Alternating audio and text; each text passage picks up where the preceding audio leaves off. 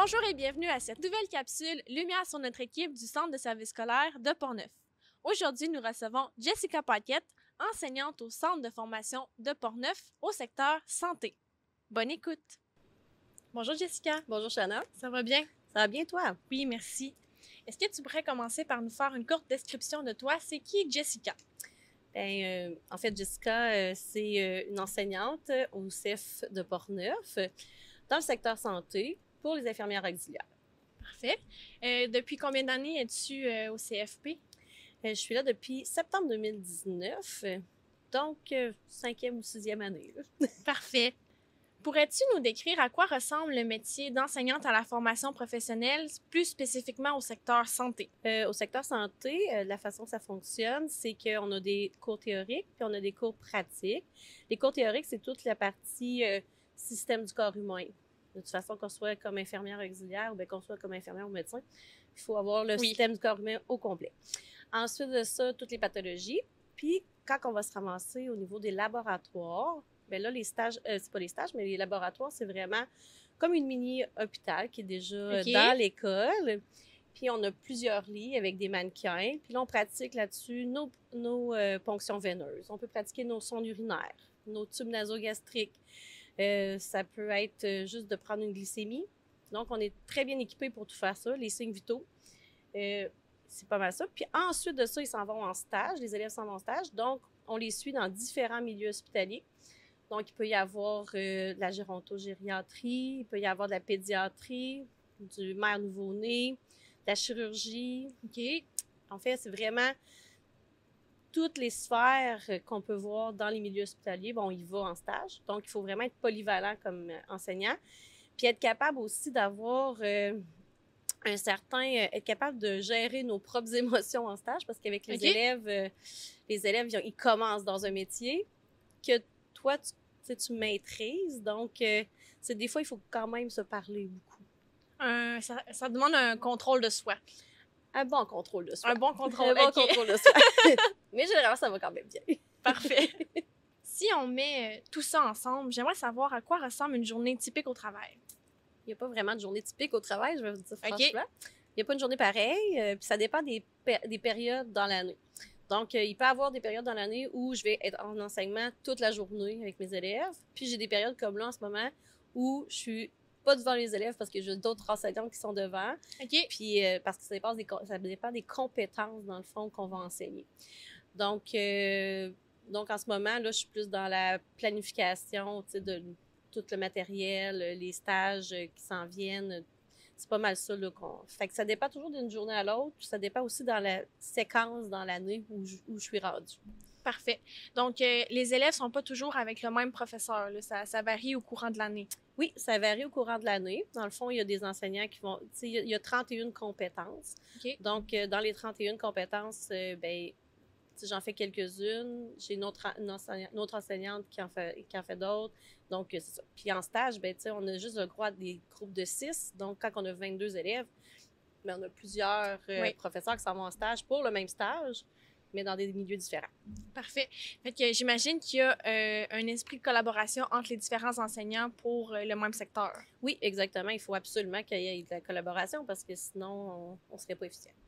Je crois que la clientèle au niveau de la formation professionnelle peut être assez diversifiée. Comment tu décrirais la clientèle avec laquelle tu travailles? Elle est très variée en âge, parce qu'on peut passer vraiment de 17 ans à, je dirais, 65, 90 ans. Non. Mais jusqu'à 65 ans, c'est qu'on peut avoir des gens quand même qui reviennent, dans le fond, faire un métier, ou des gens qui sortent du secondaire. Donc, il y a quand même des fois plusieurs... Il peut même avoir quasiment plusieurs générations dans le même groupe classe. Donc, il y a ça. Beaucoup plus de filles, mais là, on commence à avoir un petit peu plus de garçons, ce qui est quand même bien parce que pour un groupe, ça remet le tout en place. Je comprends. Comment est-ce que ça se passe, là, de la gestion de classe, justement, quand on a un éventail aussi diversifié de groupes d'âge et de personnalités aussi, j'imagine? Oui. La gestion de classe, en début d'année, c'est là qui est comme le plus gros boom, là, dans le fond. Oui. La gestion de classe, il peut y avoir des frictions, il peut y avoir... Fait que c'est sûr que chaque enseignant, il faut qu'on se tienne vraiment à ce qu'on avait décidé en début d'année, bon, ben, pour plein de choses, mais il faut aussi être capable de prévenir, de voir, dans le fond, arriver les coups, je pourrais dire ça comme ça. OK. Mais il y a beaucoup plus d'anxiété, je trouve, depuis quelques années dans les classes. Il y en a eu déjà, mais là, on dirait que plus ça va, peut-être depuis la pandémie, mais il y a vraiment plus d'anxiété.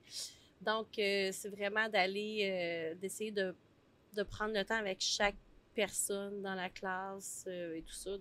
Fait que des fois, ça peut être un peu plus compliqué, mais... Il y a une gestion de groupe, mais il y a aussi une gestion individuelle. Oui, il y a une gestion de groupe puis il y a une gestion individuelle qui se fait.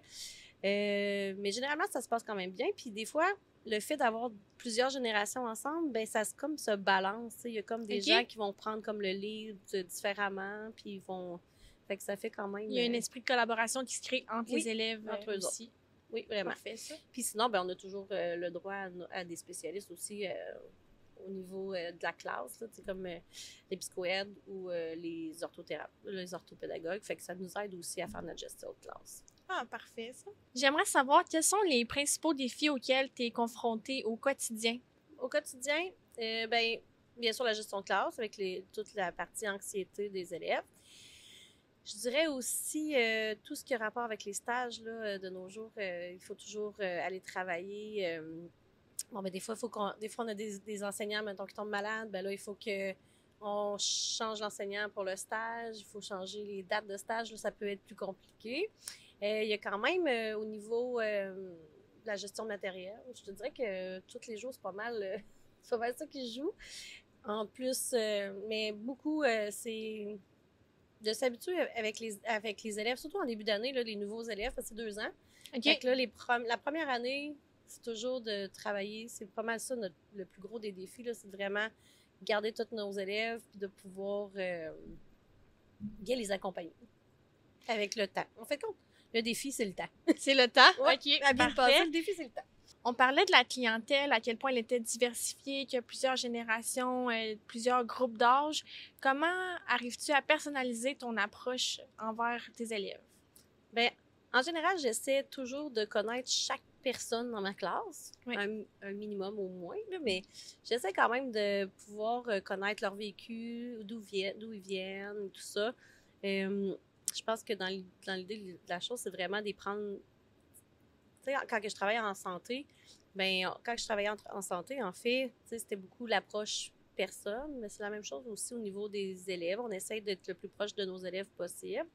C'est sûr que des fois, on n'a pas tout le temps d'être très proche de nos élèves, mais au moins, d'être à l'affût de ce qui se passe autant dans leur vie personnelle que leur vie école.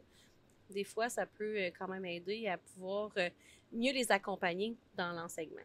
Comment décrirais-tu ton métier en 3 mots? 3 mots qui décrivent bien l'enseignement à la formation professionnelle. Bien, je dirais stimulant, humain, puis capacité d'adaptation. Parfait. J'aimerais savoir qu'est-ce que tu aimes particulièrement de ton travail? Ce que j'aime le plus de mon travail, c'est vraiment de pouvoir me dépasser moi-même en tant que personne. En fait, de pouvoir... des fois, je me mets quand même en situation, comme en stage, mettons, ça me permet de pouvoir augmenter mes connaissances à moi aussi, au niveau de dans certains domaines. J'aime aussi pouvoir accompagner les élèves dans ce métier qui est quand même très beau. Je pense que dans le fond, c'est vraiment les défis qui fait que j'aime vraiment enseigner. Pour terminer, est-ce que tu aurais une fierté à nous partager? En fait, la fierté que j'ai partagée, en fait, c'est vraiment notre département de santé, je dirais. OK. Quand j'ai commencé, on était 3 enseignants. Là, on est quand même rendu à 11 enseignants. Wow! Donc, c'est quand même, on voit que notre secteur prend de l'ampleur. Donc, c'est vraiment une fierté de pouvoir travailler auprès de toutes ces personnes-là merveilleuses. Merci de ton temps et de nous avoir aidé à mieux comprendre le travail d'un enseignant à la formation professionnelle. Je te souhaite à continuer à avoir de beaux défis et à t'épanouir dans ton travail. Merci.